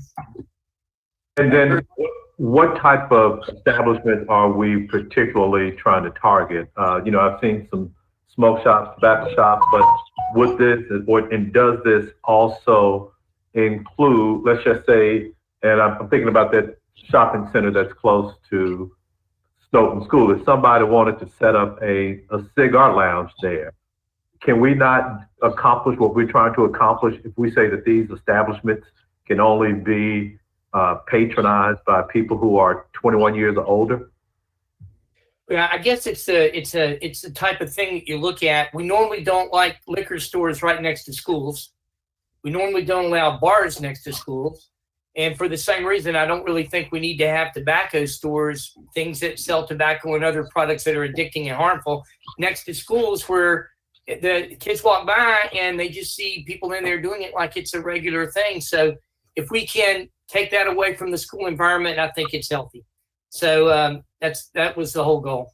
And I was requested by parents in the schools, came and asked us if we could stop this. So this came as a citizen-initiated request to me. Okay, and then, so would we be looking at what would be, and Mr. Whitehead, you may be able to respond to this, what would be similar footage or distance requirement as it relates to establishments that sell beer or sell liquor? Would that be, I guess, is that how we're leaning? I know that this is in the works now. Well, it's interesting because currently we don't have distance requirements. The distance requirements for beer and liquor and schools are not found in the zoning ordinance, but in the alcohol ordinance. And that's very important because the alcohol ordinance cannot be varied from. It's locked language. I don't know if you recall in your days on the Alcohol Commission, but if you had to be 500 feet from threshold to threshold, the Alcohol Commission, unlike in zoning land, can't pass a variance. So we don't have beer and alcohol liquor sale distances in the zoning code, but we have payday lender distances and adult business distances. So they're generally 1,500 feet. So what is that? A quarter mile, kind of walking distance for small 4 or 5 foot person. And then my last question, would though, I guess cigar lounges be included in that? I would like to start off with all tobacco related, and then as we proceed to the city council and the county commission, maybe y'all would remove certain uses. That might be a little easier than the opposite, adding. That may be a little bit easier than what? Adding. So if I just kept it at a bare minimum, y'all add hookah bars and cigar lounges, maybe we have it all inclusive tobacco, and then y'all would remove as appropriate, whatever. Well, it would just be my preference, just in the category of cigar lounges, that cigar lounges would be removed from it. That would just be my request. And I don't have any other problems with the ordinance if that's removed. Because I typically think of those establishments as, you know, it's almost, I've seen the business owners themselves enforce basically, and, you know, I guess what would be the target audience for that would be adults, from what my experience has been. Just my thoughts. Thank you. All right, thank you, Councilman Jones. Councilman Warren, you want to close this out real quick? Yes, like you said, a quick question for Councilman Jones. Do you know of cigar lounges now that are close to schools that you're concerned about? Or is it just a theoretical case? I don't, because, you know, the ones I think about, there are a couple downtown, but I'm just saying that somebody, just thinking about somebody wants to set up one on Union. Yeah, I'm just looking at, I don't have one in particular anywhere. I'm just thinking about that particular business. Okay. Yeah, I think it would, I'll close out very quickly, Mr. Chairman. I think this is a good place to start. Let's do a moratorium. Let's let Mr. Whitehead work on it and bring it back to us. And then let's discuss the variances if we think they're needed as we move forward. And I'd appreciate a positive vote on this from my council members. Thank you. Thank you very much. I see Councilman Carlisle and Council Lady Logan wish to be added as co-sponsors. Seeing no other members in the queue or seeking recognition, it was moved by Canale, seconded by Carlisle. Prepare to vote on item 35. Madam Comptroller, call the roll. Councilmember Canale, Yes. Carlisle, Aye. Easter Thomas, Yes. Ford, Yes. Johnson, Jones, Aye. Logan, Aye. Morgan, Yes. Robinson, Aye. Smiley, Vice Chairwoman Swearingen, Aye. Warren, Aye. Chairman Covet. Aye, that item passes. Madam Comptroller, call item 36. Item number 36 is a resolution encouraging citizens and businesses to curtail their water usage during the Memphis low water pressure emergency and to require car wash facilities to cease operating during the water crisis. This resolution is sponsored by Councilwoman Johnson and Councilwoman Robinson. There is a request for same night minutes. Thank you very much. Council Lady Robinson, you're recognized. Thank you. I appreciate the opportunity to share this resolution, and I'm just going to read the last. Now, therefore, be it resolved by the Memphis City Council that citizens are encouraged to limit their use of water while MLGW works to restore a fully serviceable water pressure level and require that car wash facilities discontinue operating until the boil water advisory is no longer in effect, and hopefully that's in a couple of days. Be it further resolved by the Memphis City Council does enlist the assistance of code enforcement to assist ensuring that car wash facilities comply with the provisions of this resolution, and I so move. Second? Second it. Who did it first? Smiley? Sure. Sure. It's been moved by Council Lady Robinson, seconded by Councilman Smiley. Seeing no members in the queue, nobody seeking recognition, I assume you're ready to vote on item 36. Madam Comptroller, call the roll. Councilmember Canali, Yes. Carlisle, Aye. Easter Thomas, Yes. Ford, Johnson, Jones, Aye. Logan, Aye. Morgan, Yes. Robinson, Aye. Smiley, Aye.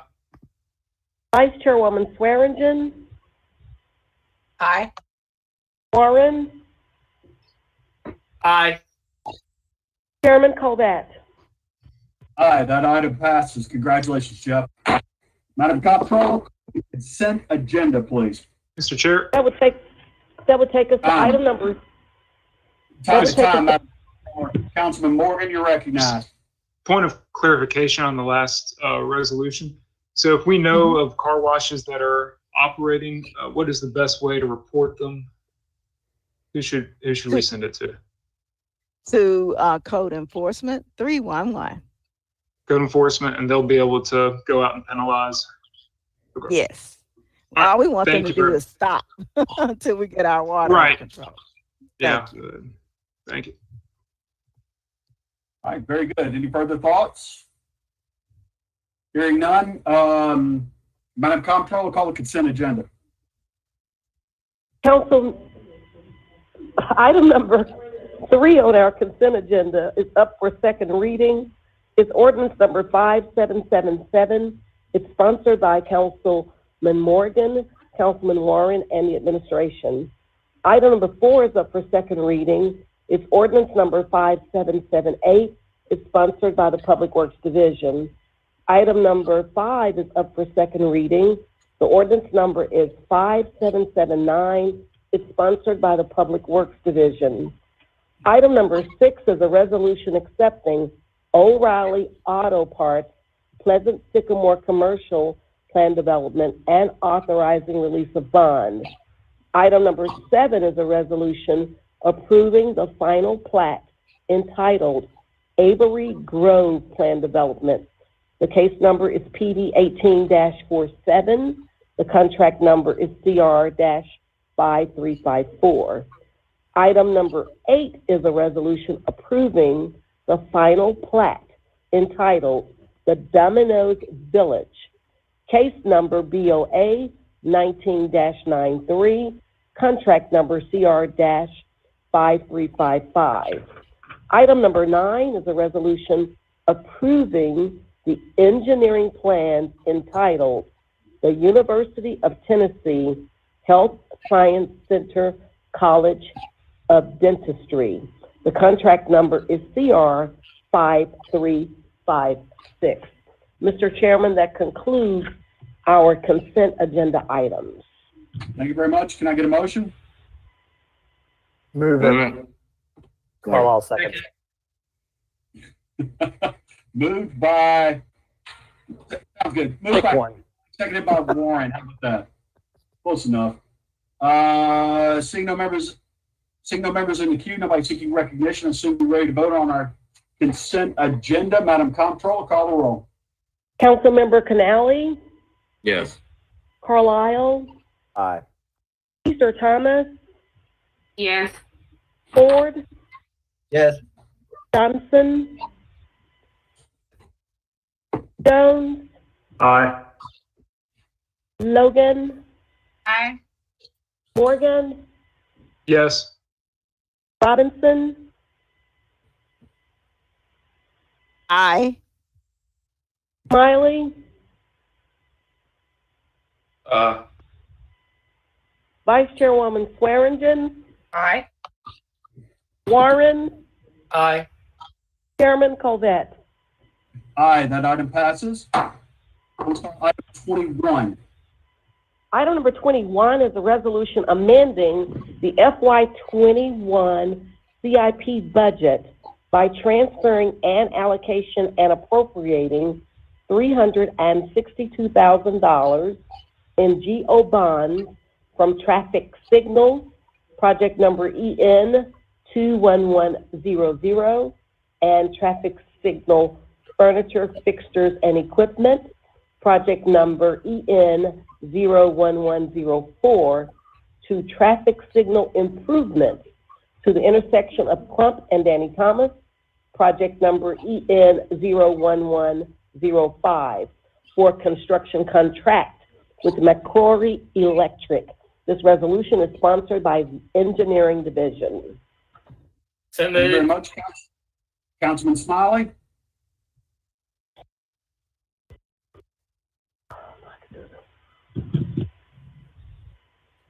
All right, Councilman Warren moved it. Who seconds it? Second. All right, seconded by Councilman Carlisle. Seeing no members in the queue, nobody seeking recognition, I assume you're ready to vote on item number 21, moved by Warren, seconded by Carlisle. Madam Comptroller, call the roll. Councilmember Canale, Yes. Carlisle, Aye. Easter Thomas, Yes. Ford, Yes. Johnson, Jones, Aye. Logan, Aye. Morgan, Yes. Robinson, Aye. Smiley, Aye. Vice Chairwoman Swearingen, Aye. Warren, Aye. Chairman Covet. Aye, that item passes. Let's call item 22. Number 22 is a resolution transferring $1,510,915 appropriated funding from 6 completed general services projects to CD 0110 Raleigh Vehicle Repair Shop and $156,329 available capital acquisition funding from GS 0219C to GS 0221C. This resolution is sponsored by the General Services Division. Can I get a motion? Move it. Second. Bullet. Moved by Canale, seconded by Councilman Ford. Seeing no members in the queue, assuming ready to vote for 22, Madam Comptroller, call the roll. Councilmember Canale, Yes. Carlisle, Aye. Easter Thomas, Yes. Ford, Yes. Johnson, Jones, Aye. Logan, Aye. Morgan, Yes. Robinson, Aye. Smiley, Aye. Vice Chairwoman Swearingen, Aye. Warren, Aye. Chairman Covet. Aye, that item passes. Please call item 23. Item number 23 is a resolution to appropriate $4 million of GO bond allocations in the FY 2021 Capital Improvement Program budget for the Fairgrounds Redevelopment Phase 2. This resolution is sponsored by the Division of Housing and Community Development. Motion? So moved. Second. Second, Swearingen. All right, moved by Warren, seconded by Council Lady Swearingen. Seeing no members in the queue, assuming you're ready to vote on item 23, Madam Comptroller, call the roll. Councilmember Canale, Yes. Carlisle, Aye. Easter Thomas, I'd like to hear when my prescription is ready for pickup. Ford, Your mic. Yes. Yes. Johnson, Mr. Thomas, yes. Jones, Aye. Logan, Aye. Morgan, Yes. Robinson, Aye. Smiley, Aye. Vice Chairwoman Swearingen, Aye. Warren, Aye. I think it's ready. Chairman Covet. Aye, and Chase, your prescription is ready. That item That's passes. what I thought. Thanks, guys. Anytime, sir, anytime. Madam Comptroller, please call item 24. Item number 24 is a resolution approving MLGW's debt management policy revisions. This resolution is sponsored by MLGW Division. Council Lady Robinson? Yes, the committee met and recommended approval, and I so move. Second. Been moved by Council Lady Robinson, seconded by Councilman Canale. Seeing no members in the queue, assume you're ready to vote on item number 24. Madam Comptroller, call the roll. Councilmember Canale, Yes. Carlisle, Easter Thomas, Yes, and I have to go get somebody. Ford, Yes. Johnson, Jones, Aye. Logan, Aye. Morgan, Yes. Robinson, Aye. Smiley, Vice Chairwoman Swearingen, Aye. Warren, Aye. Chairman Kovat. Aye, that item passes. Please call item 25. Item number 25 is a resolution encouraging all City of Memphis government agencies to support American and local manufacturers. This resolution is sponsored by Councilman Carlisle, Councilman Canale, Chairman Colbert, Councilwoman Johnson, and Councilman Warren. Thank you. May I get a motion? So moved. Second.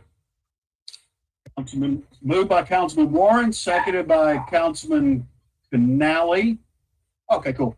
I see no members in the queue. Assume you're ready to vote on item 25. Madam Comptroller, call the roll. Councilmember Canale, Yes. Carlisle, Yes. Easter Thomas, Yes. Ford, Yes. Johnson,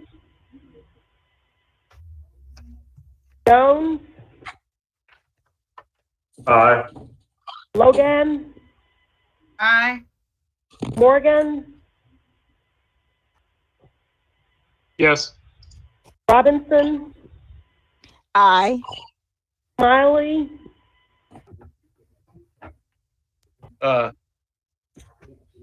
Vice Chairwoman Swearingen, Aye. Warren, Aye. Chairman Kovat. Aye, that item passes. Colleagues, I believe, unless staff corrects me, that brings us to the end of our agenda. I do want to take this time. One of our fellow council members is having a really tough time right now. Yeah. Johnson's brother, Danny Grisham, passed.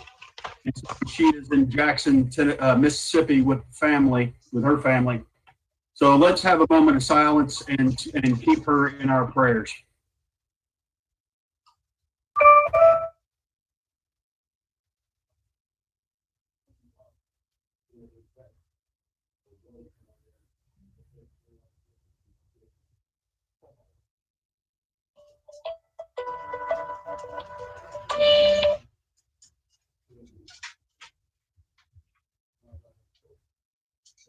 Amen. Man. Okay. Council Vice Chair Lady Swearingen, do you have our same night minutes ready? I do indeed, Mr. Chairman. The same night Please, minutes sir. items are 10, 11, 12, 13, 26, 27, 28, 29, 30, 31, 32, 33, and 36. And I so move. Okay. Go. I seconded, moved by Swearingen, seconded by Carlisle. Seeing no members in the queue, assume you're ready to vote on same night minutes. Madam Comptroller, call the roll. Councilmember Canale, Yes. Carlisle, Aye. Easter Thomas, Yes. Ford, Yes. Jones, Aye. Logan, Aye.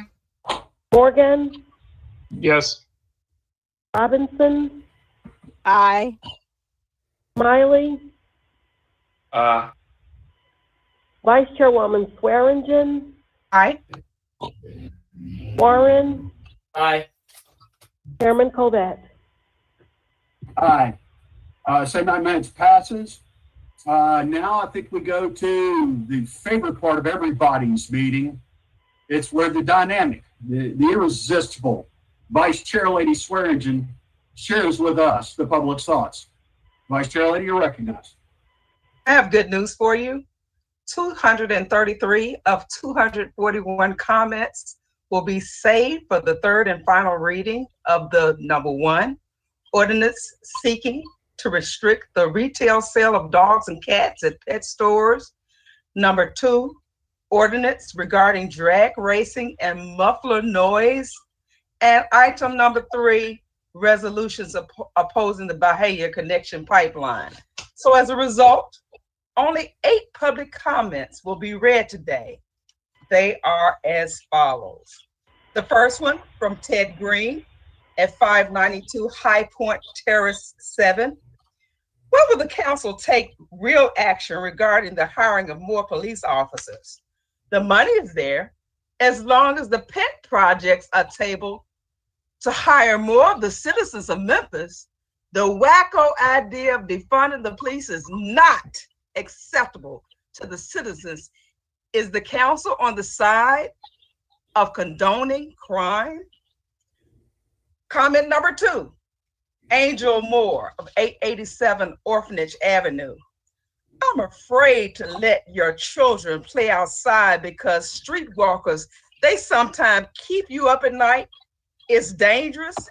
People have been seriously hurt, not from my home, because of gun violence.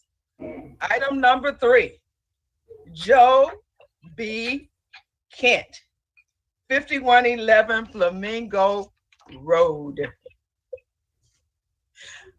I must humble myself and correct a mistake that I recently made in an email to you all where I referred to Bigfoot as a conspiracy. That is incorrect. It's Bigfoot or Squatch is a tall tale that may be true. Recently, the Daily Memphian covered Bigfoot, which I found to be the Daily Memphian's highest point. As far as backup TIF resolution, otherwise known as acronym BUTF, please ask the DMC the interest rate, term, and payment schedule for the $40 million loan and vital consideration for the BUTF resolution. Additionally, while I support the purchase of the 100 North Main, please note that the city and county are paying at least $7 million too much for the blight due to the legal matters and stem from the horrific decision to indirectly preserve the 100 North Main through Lowe's incentive. Finally, on the 100 North Main, instead of the city paying $10 million, have each puke up $10 million of their $22 million in cash assets for the 100 North Main. And without question, deny the $3.5 million loan for the Orgel Snuff District private garage development loans for private garage developments are not acceptable use of pilot extension funds. Comment number 4, Robert Toombs, a 799 Brentwood Circle. Endangering what is arguably our greatest natural resource is not acceptable under circumstances. The oil folks have made it fine up until now without it. And the citizens do not want the threat of a disaster looming. It is preposterous notion on the face of it. Thank you very much. Number 5, Natasha Malone of 6153 Forest Oasis Cove. I am opposing the Bahia pipeline being placed in the manner that will open up and being just likely like Flint, Michigan. Our water system could be impacted, and this would cost lives, millions, resources, and repair, and lessen the property value of the city once we become an environmental issue. Do not allow the installment of the Bahia pipeline. Number 6, J. Purdue, 4672 Princeton Road. I understand via a Nextdoor app that curbside recycling was suspended some time ago due to COVID-19 and its impact the city of Memphis solid waste management staffing and personnel. This raises a few questions. Number 1, why is this information not publicly and transparently communicated to the city of Memphis residents, many of whom continue to collect the place recyclables at the street, and knowing those recyclables are not being dumped in a landfill along with other waste? Number 2, when can we expect curbside recycling to be reinstated? And number 3, why are Memphis residents continuing to charge or change the recycling when we are not receiving the service? This is an issue that undermines public trust. Number 7, Dennis Lynch. The recent extreme weather has been broadly recognized as yet another sign of global warming.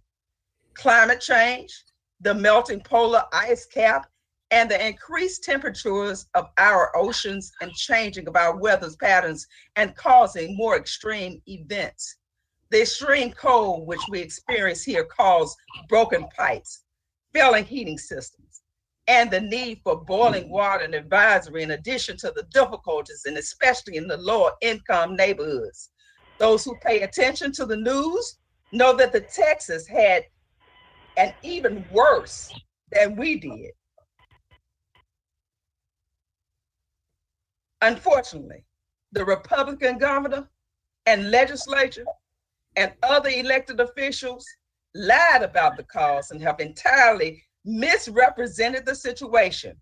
One of the governor's first comments blamed the Green New Deal and dependence on wind and solar power.